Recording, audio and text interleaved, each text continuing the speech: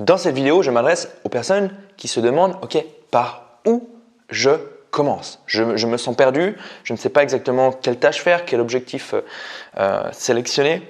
C'est quelque chose qui revient très souvent dans les sondages que les gens, auxquels les gens participent.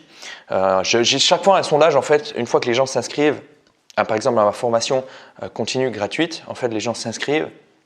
Et donc, ils ont la possibilité de compléter le sondage. Peut-être que vous l'avez déjà fait.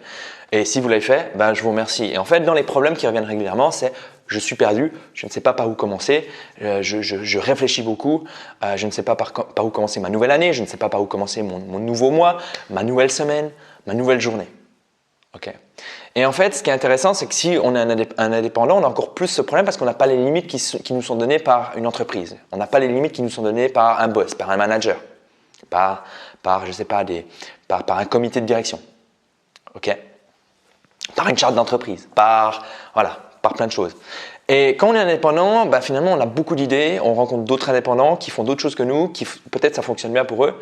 Et on a tendance à se dire, ok, maintenant j'ai envie par exemple, si je prends l'exemple de la visibilité, c'est de se dire peut-être, ok, j'aimerais bien être plus visible. Par exemple sur Internet, j'aimerais bien que plus de gens sachent que j'existe. Peut-être via YouTube, peut-être via LinkedIn, peut-être via un podcast, peut-être via, je ne sais pas, de la pub, peut-être via des articles.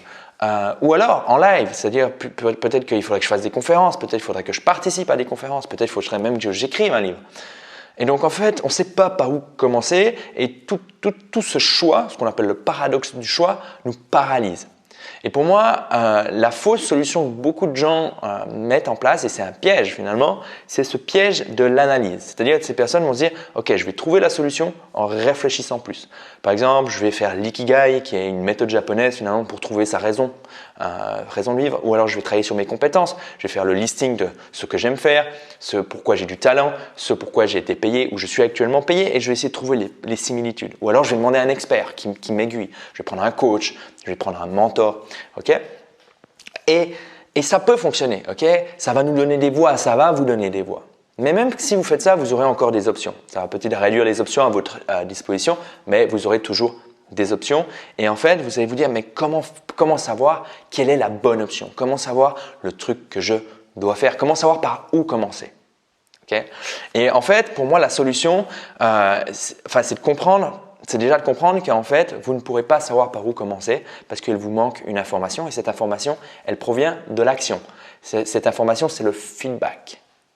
Okay, c'est le feedback. Je ne sais pas, à l'école, souvent, on nous offre la possibilité de faire des stages. Et le stage, c'est quoi? C'est simplement agir. C'est simplement tester une idée afin d'avoir un retour d'information et me dire, ok, est-ce que ça me plaît, est-ce que ça ne me plaît pas? Est-ce que je me sens bien en faisant ça? Okay.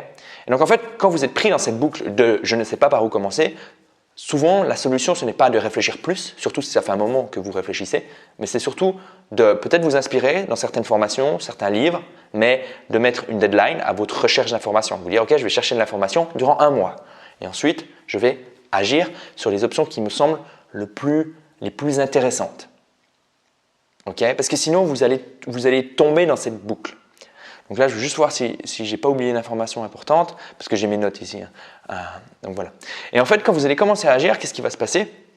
Vous allez avoir des informations et ces informations vont valider ou non les idées que vous aviez, les options que vous aviez, les variantes que vous aviez établies en cherchant ces informations, en créant ces variantes, en créant ces options. Okay. Donc très important. Maintenant, j'ai une métaphore pour vraiment comprendre ce manque d'information. Imaginez que vous organisez une petite bouffe entre potes chez vous et vous leur dites, vous envoyez l'invitation à une quinzaine de personnes, vous avez fixé la date, vous avez fixé le lieu, vous avez fixé le quoi, donc c'est-à-dire la petite bouffe entre potes. Et puis en fait, ce qui va se passer, c'est que vous allez partir faire des courses. Et vous êtes là avec votre liste de courses, vous dites « ouais, j'ai pas envie de me faire avoir, donc je vais faire une liste de courses ». Et donc vous êtes là avec votre caddie et votre liste de courses dans le supermarché ou alors dans le marché bio, dans les shops bio. Et donc vous êtes là et vous dites « mais il y a un truc qui tourne pas rond. Je ne sais pas exactement qu'est-ce qu'il faut que j'achète, quelles sont les quantités.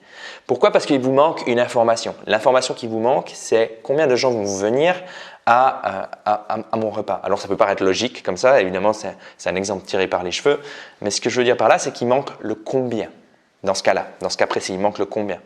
Et en fait, vous, pour votre exemple, ce n'est pas forcément le combien qui manque, mais c'est une information qui manque. Et cette information qui manque, c'est quoi? C'est simplement une information qui est liée à l'action, au feedback. Okay? Donc, tout ça pour vous dire quoi? Si vous êtes bloqué dans cette boucle, je ne sais pas par où commencer, je ne sais pas si je devrais prendre cette option ou cette option, l'idée c'est très simple. C'est vous fixer un moment pour essayer de trouver ou de définir la meilleure variante possible en demandant à des professionnels qui sont peut-être passés par là. Mais au bout d'un moment, vous avez une deadline de cette recherche d'information et au bout d'un moment, vous allez agir. Et c'est ces actions qui vont vous donner de l'information et qui vont vous permettre de valider ou non les différentes options. Voilà, si ce sujet vous intéresse, abonnez-vous si cette vidéo vous a plu, abonnez-vous à la chaîne et sachez également que j'ai une formation continue par email. Donc je parle de techniques, de méthodes avancées, des choses que je n'aborde pas sur le podcast, que je n'aborde pas sur YouTube, que je n'aborde pas sur le blog. C'est des mails que j'envoie à mes lecteurs. On est à peu près 8000, quelque chose comme ça. Et donc en fait, c'est des mails qui passent et qui reviennent jamais. Okay, je les envoie une fois, je parle de mindset, je parle de principes, je parle de techniques, de méthodes, d'outils que j'utilise moi-même dans ma vie. Et en fait, c'est une méthode gratuite, continue, où j'envoie régulièrement des emails et qui vous permettent finalement de vous améliorer en même temps que je m'améliore. Okay, donc c'est très pratique, c'est très concret. Et si ça vous intéresse, il vous suffit de cliquer sous le lien de cette vidéo et ça vous permettra de vous inscrire. Donc cette formation est encore disponible, elle est gratuite et c'est une formation continue par email. Le lien se trouve sous cette vidéo et on se retrouve bientôt pour une prochaine vidéo. Bye bye.